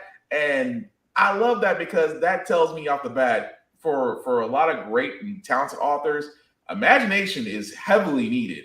And as I was trying to kind of read a little bit of your book over here because I was just seeing them on Amazon. So, Nice. but no, I love that type of, because if that is the way you process as far as how you tell the story, it's going to have an effect on how the story is going to read out. So that's the reason why I wanted to ask you, because it goes, like I said, we were talking about if you can illustrate verbally, your story is great. And it just adds that much more detail to it. Like I should be able to, like, for most people, like all of us here, except Will, because Huh? I had to get his attention somehow. He's wearing a Naruto hat, but I had to get his attention Clutch. somehow. But no, it's the whole idea of just like being visual readers. We like to be able to see it as we're reading, and that's kind of the vibe I got from you. That's the reason why I wanted to ask, But no, it's cool to actually see this kind of stuff because, again, you being an educator, you've been able to find ways to connect not just with kids, but with other readers, and that the other influences you have. Like I said, I dig it all, except for the One Piece thing, but, I don't hold that against you. Thank you. Thank you for not holding it against me. I understand. It's no judging. Flaw. It hurts a little bit. Like it's a flaw. You know, Be the leader of the anime club at school and not have watched One Piece. you carry that You scar. good? Them kids don't know. They don't look. They don't know. They don't know. Girl, look. They know some things. A couple. Some things, a couple things. You know, we can't all. Like Be perfect. It's fine. It's fine. There's a lot of anime to right there digest. behind you. Like There's a lot of anime to digest. I don't blame anybody. You didn't show me Kira. I was just literally watching really Dr. messed them Stone. up. I mean, I watched Dr. Stone, and then on the other end, I'm watching JoJo's Bizarre Adventure. So what? It's room for everybody. Mm-hmm. For the record, Fair enough. JoJo Taro is my favorite JoJo. Respect. Yeah. That's my favorite one. And then Jolene. This is a close second. They lost me in Stardust Crusaders. It was too long. Stardust Crusaders is very long. I didn't realize the way they ran that season. That was my only hang up. I'm like, wait a minute. What is going on? Why? Okay. It was like the same setup for every 2 episodes for the whole season. Mm-hmm. And I wanted to box with whoever did that. That was Stardust Crusaders was a long season. Because I was trying to determine where the break was. I couldn't tell. And we were going to get to the part where lives were at risk. Why did it take so long? That creator was like, I'm gonna tell my story. There was one thing, and I had actually read about this with JoJo between Stardust Crusaders and when the first season and the second season, there is a dramatic difference because it was always Harmon in the beginning. Mm-hmm. Harmon, and then by second season, Stans, and that's all. It was Stans from there on out. Yes. And I was like, what happened to Harmon? What happened? It was the writing. It was the writing. And I'm like, oh, because they were trying to find their footing. I'm like, good Lord, y'all just abandoned. I love the stand runs. The stand runs are amazing. They go straight to plan B. Yeah. I was just like, okay, this is what we're doing. All right. So yeah, JoJo has his moments. The dance scene, I could have done without playing with the cherries. I was just like, what the hell is going on with the cherries? Why are you doing this, dude? I'm sorry. What happens? It's a little weird. It's weird. It's a weird moment with some cherries, and you're just kind of like, why? Oh my God, yes. I put that so far deep into my mind. Yeah. And we're back. We're back. Here at Blerd's Eye View, and Chris Fury has a file of unneeded information. It just happens that way. It's like the Clone Saga of Spider-Man. I was like, I try to forget it, but it's still there. It's still funny. It's still funny. There's so much to digest, and I don't know why I wasted it, but that's okay. I have a question, and I don't. Why is Zack Snyder trying to make fetch a thing? I don't understand why he's still trying. Snyder syndrome. Snyder Stockholm syndrome. It truly is. These people are victims. but Justice League. Don't tell him that. He says, I have all these plans. No, dude, we see you did. Past tense, baby. Past tense. I never got to direct Batman versus Superman the way I wanted to. Yeah, you got it. So the latest thing to come out was that he had plans for Metallo to show up in Batman versus Superman. I said, as if you didn't have enough going on in that film. Zach is trolling. Like, I'm just like, I don't believe. There's no possible way. You had The Dawn of Justice, Dark Knight Returns, and a Metallo and the Death of Superman. That's 4 different runs from different eras. Listen, in the same film by next February. Nope, wait. Where we at? Juneteenth. Let's put some money on it. He gonna say, you know what? Static was supposed to be in it. Like, no, I don't think. I don't think. He said pre-Static. Just plain Virgil before he got the powers. I don't think he's that brave. I don't think he's that brave to bring Milestone into it.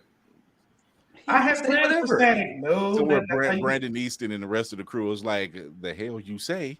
I can see it's like we seen Justice League pass. That's a hard. He just keeps popping up, and I'm like, why is he still trying to make this a thing? It was like, look, dude, the ship has sailed. Just let it be. Just let it just go. Yeah, It's okay. It's okay to let this one go. Yeah. You know what? I feel It's like the guy who peaked in high school and just won't let it go. So can Yes, it's I definitely don't want to better make for this sad. So he's got there might be a deeper connection to why he won't let this go. The daughter, was it the daughter? Yeah. Yeah. So I just cannot see 40 years later. 300 was a great movie. Yes, sir. Here, sir, take your pills. Let's go sit down. He's doing it again. But I mean, Army of the Dead. We not know him that. being the king on Bridgerton. No. Oh no. Oh no, that's no. It's so bad. It is so bad. I could have made DC great. Well, okay, Dad. Just go into You gave us the 4-hour cut. There were some very decent scenes in the 4-hour cut. It's fine, but My boy. okay, dude. Thank you for your service. That's it. That's all. It's all. Leave it alone. Thank you. It's okay. We don't need any more. We're fine now. We'll go to bed. We'll go to bed. We'll put the drink down. I'm a double agent. Just be out here. I was supposed to have The Rock on Black Adam. Jesus. Oh, Jesus. I see it and I'm just like, oh God. Like I have to check all the news sites and I'm like, again? Like again? I was just like, we got more? There's more? Like, but he's got a cult. He's got a cult following. It's just you always gonna have those folks that are gonna sit there on that hill and say that Justice League Snyder Cut was the best DC movie. There was nothing wrong with XYZ. Warner Brothers had no faith in him. There are always going to be those folks that are going to sit on that hill with their spear on that lonely little branch and die on it because the rest of the world sees reality. So, and he knows it's get some traction. I mean, be happy with whatever movie you're supposed to be working on right now. Yeah, which is the one for Netflix, right? Yeah. Yeah, the one for Netflix. I mean, which is everything's on hold right now, but yeah. Ooh, I mean, Army of Thieves was good. It's okay to be 1 for 6. Yeah. Wow. Well, it's nothing wrong with that. It was actually a good move. Yeah. I mean, you switched off zombies for a second. It actually did something that was worth watching. Bravo. Even Michael Bay gets one right. Which one did he get right? Explosions. Bad Boy. Said Bad Boy. I give him Bad Boys. That's it. I give him the first Bad Boys, and that's it. Because after Bad Boys 2 and Bad Boys for Life, let's be honest, that just becomes lethal weapon for Black people. Which part about? Tell me I'm wrong. It is lethal weapon for Black people. Tell me I'm wrong. It is. I can't see no other way now. You be watching Bad Boys for Life too. It's be like, man, why are we still doing this? Mike Lowry. Mike Lowry got a kid now. That's gonna be interesting as hell. Yeah. No. You say it as though there's going to be another movie. Let's not. Well, they were shooting. Yeah, like they were shooting until the strike happened. Yeah, so everything's on hold. That's why I was like, yeah, it's Kira, a tragedy. I got some bad news. It's a tragedy. I'm so sorry that they're going through this now. I don't want to bring the room down. I really don't, because we always have fun here. I kind of gotta have a beef. I got a beef, and y'all seen it in the chat that we had. Prayers out to Jamie Foxx and everything that whatever is going on. Prayers out to him, but to all these news sites, stop speculating and trying to figure out what happened. That part. That is bothering to me. Like when Charlemagne the God is the voice of reason in a room. Lord. What?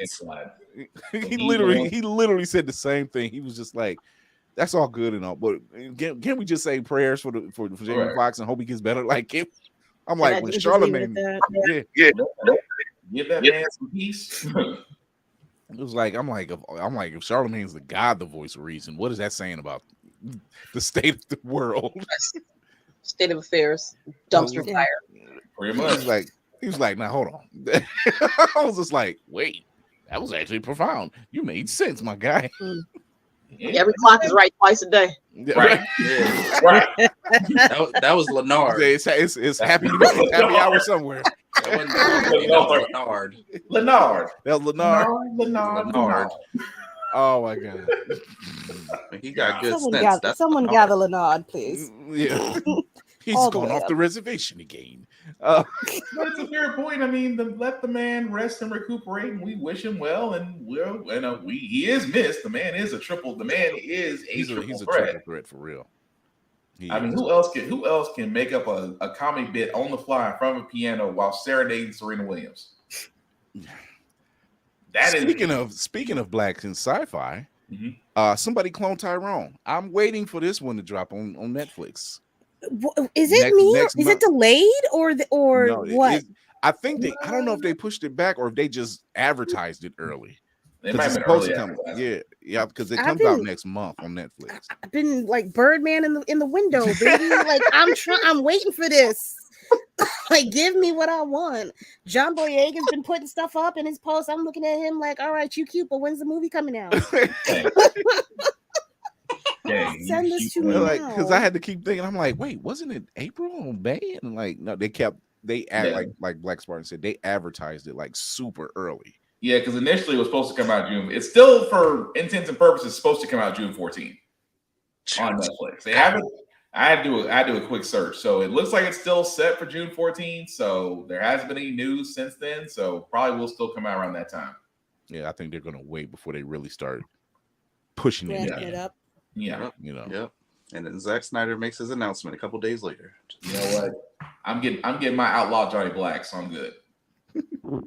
Ooh, Outlaw Johnny Black. I am finally getting the sequel to Black Dynamite that I wanted so bad. It's the descendant of the Black Dynamite, is Outlaw Johnny Black. What kind of preacher are you, Baptist? seeing Michael Jai White as a cowboy, but he's doing kung fu, and I'm like, there's some really clean kung fu for it to be the Old West, my guy. I'm not against it. I ain't complaining because once again, it's one of these black exploitation films. I'm like, hey, it's just taking place in the Old West. That is true, but Black Dynamite. So, Breshea, what are you watching now? I started Dead Man Wonderland. It's interesting. I don't know if I like it yet. She's feeling it out. I know. I understand. It takes me at least like a season to decide. Like, I'd give every anime a season. Okay. Okay. Fair. Like, truly, like, because I feel like if you give it the first couple episodes, it takes a minute to get into the story. So I'm the storytelling is different for anime. Yeah. So I'm like, I'll give it a season. I'll give you a little 20 episodes or whatever, and then see what I can say. So I'm watching Dead Man Wonderland. I am rewatching my favorite anime because I do this every year. I'm rewatching Tokyo Ghoul, the first season.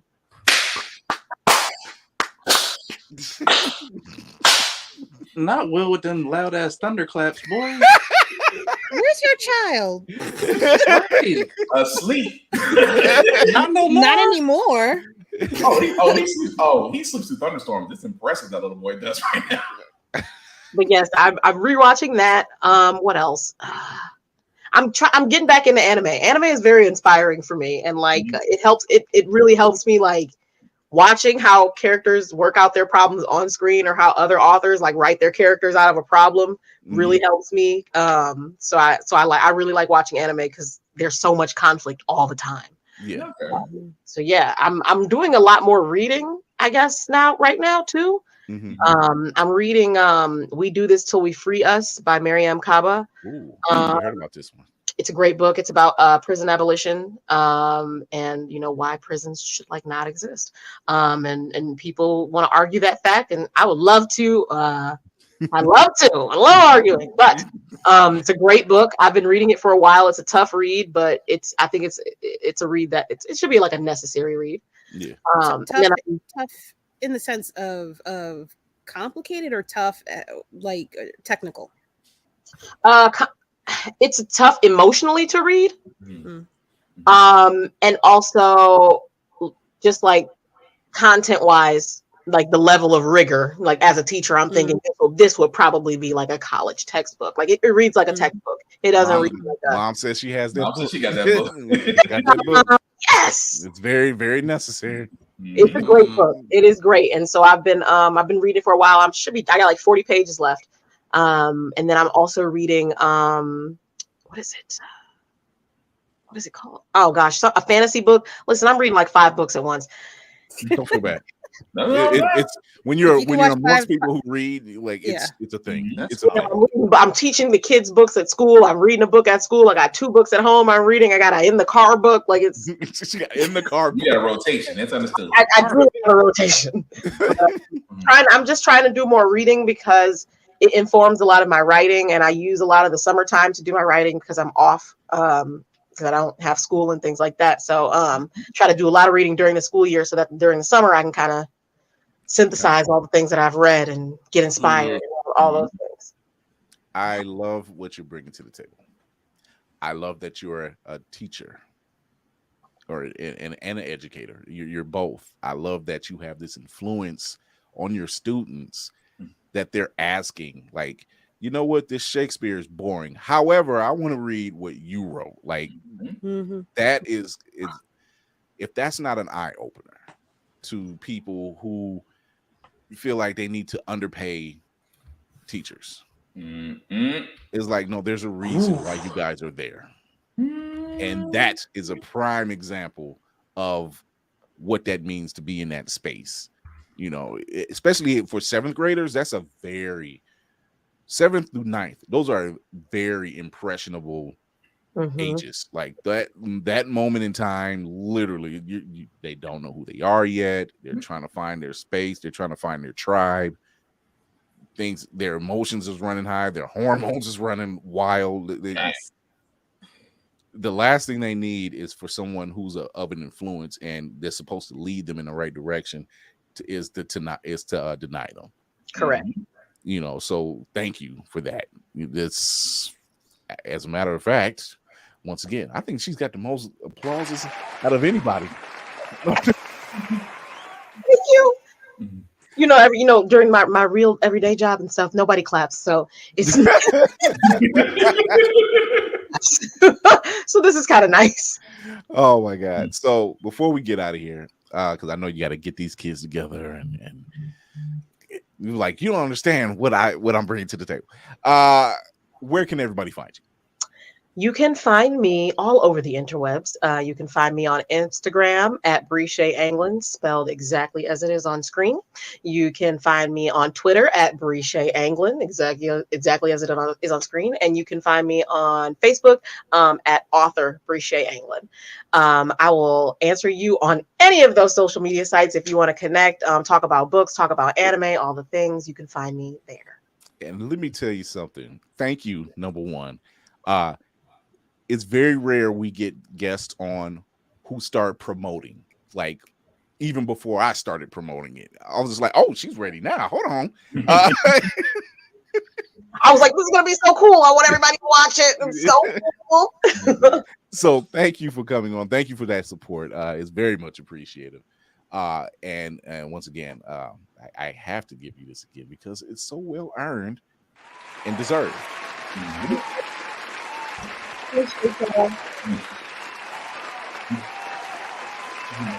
With that being said, thank you for your service and all the greatness that you're bringing to the table. Thank you for influencing these young Black and brown kids out here who see themselves in your book. Number one, when I say we're coming for all of them, Lord have mercy. Birdman hands.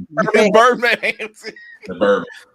It's like we have been on a roll, like good or bad. We hear them like, oh, we don't like. It's too late. It's too late. Yes. Too late. But thank you guys for inviting me here. This was so much fun. It felt like coming home. So thank you. Yay. And that means we did our job. Oh, wait. Before we move on, for like, myself and others that may be aspiring writers or whatever's, you said Plotter. I think I found that one. What was the other app that you had said? The other app, Scrivener. Yes. So Plotter you can pay for, like it's like a yearly thing. Scrivener you pay for it once and you have it forever. They'll let you do a free 30-day trial to try it out if you like it. And if you need help like navigating it, you reach out to me because I've been using it for a while. But they have like tutorial videos and stuff like that. But I prefer talking to a human being. But Scrivener and they connect. I mean, it's like magic. It's amazing. That's what's up. And on that note, Lady Mandalore. Oh, well, hello. I am Lady Mandalore, also known as Roomful of Blurs on the Instagram, on the Twitters. You can also find me on Fanbase, where I hold a now monthly audio room, chat room at 9 p.m. Eastern Standard Time, the first Saturday of every month. I am also on TikTok as Child of Mandalore, which is also the name of my podcast. I have a podcast now that is brand spanking new, which is why I forget about it from time to time, but it is every Sunday at 9 p.m. Eastern Standard Time. That is live on YouTube and on Twitch. And you can find me on Opulence Radio every Saturday. Yeah, I do. I'm doing that. I watch both. Hi. I watch both. We out here watching my Yeah. Definitely. I watch both. Love Deku. I think that's it. Oh, yeah. Things. Things. I like how she said things. Wait, there's things. So I think I found my thing, my little phrase. I think I gotta tweak it, but here it goes. If we all stopped minding each other's business and come together, we can break this damn algorithm. Mm. I like it. A little bit. I gotta tweak it, but but the meaning is there. You get what I'm saying? You know what I mean? I'm with it. I'm for it. I co-sign that. Thank you.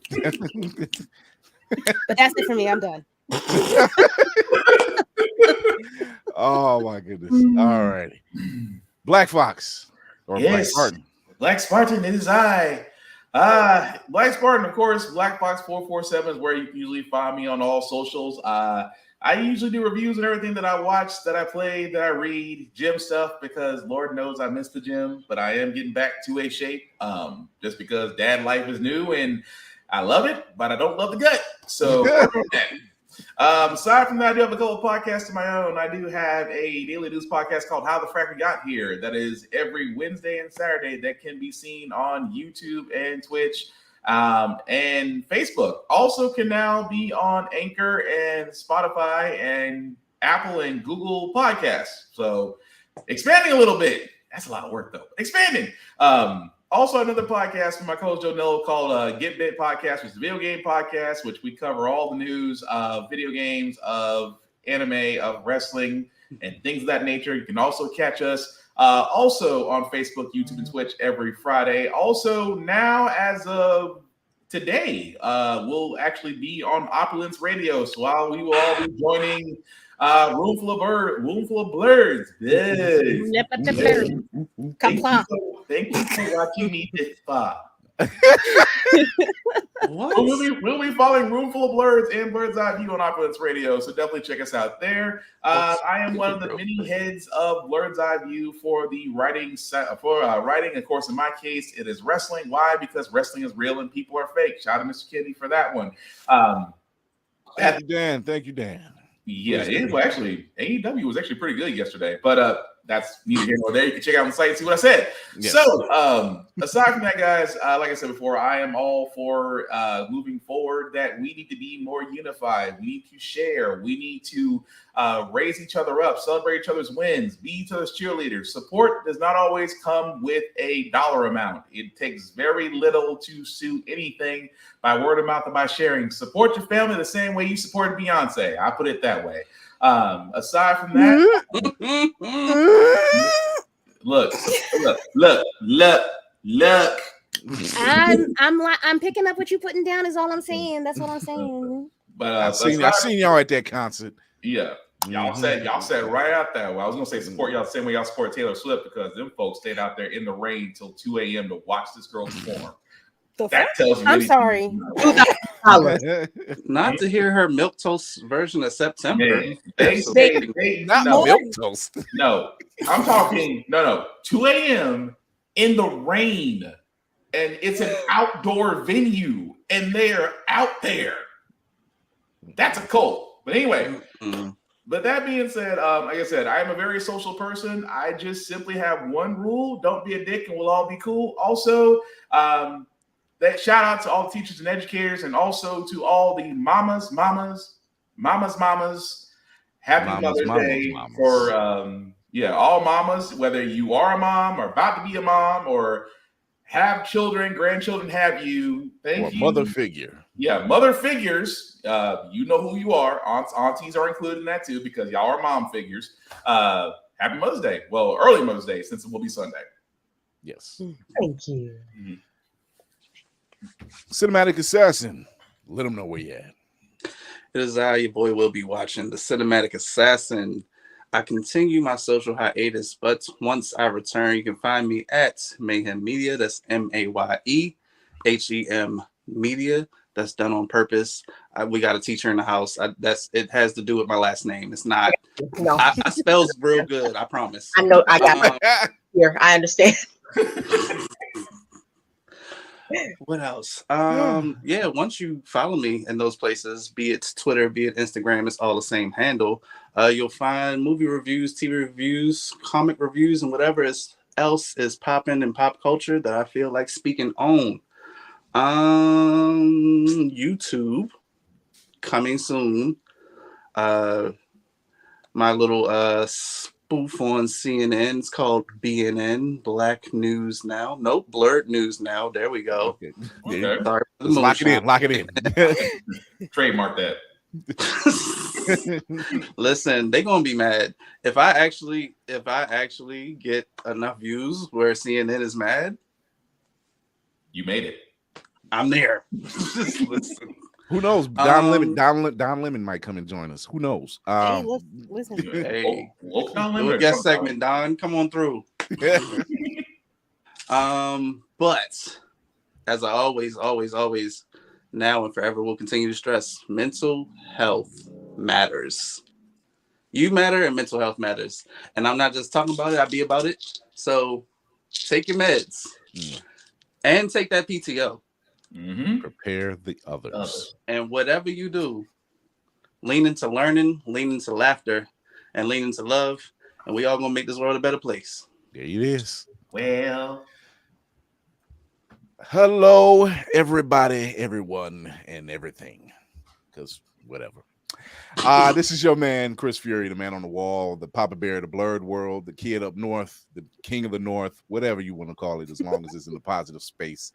I want to thank our guest, Breshea, Anglen, for these amazing conversation. These books, you need to go out and get it. Check her out. Thank you for the team. Always a pleasure. Always fun. Couldn't run this ship without you. But if this is your first time, or you might have missed the last time we've said it, come check us out on IG. Go to IG, Blurred's Eye View, all one word. And you'll find the link tree in the bio. Go check that out as well. And it will point you to places like Blurred's Eye View Podcast on Facebook. It'll also point you to Opulence Radio. Go to opulenceradio.com. Completely free. Download the app and you can hear us past episodes and other dope podcasts and other dope Blurred podcasts as well. As I said earlier, Blerd's Eye View is leading the charge on Blurred Out Thursdays. So come check us out, have some fun. You can also check us out on Twitch, Blerd's Eye View 1. Thinking about doing some different things coming up for the ongoing season. But there's something you might want to tune into for Tuesday. It's what's going on, Tafari. It's something you want to tune into for Tuesday. I'm just saying it's something you might want to.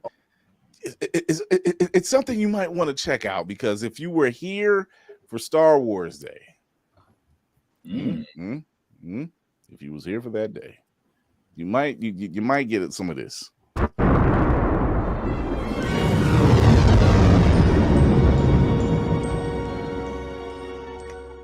Gotta cut it.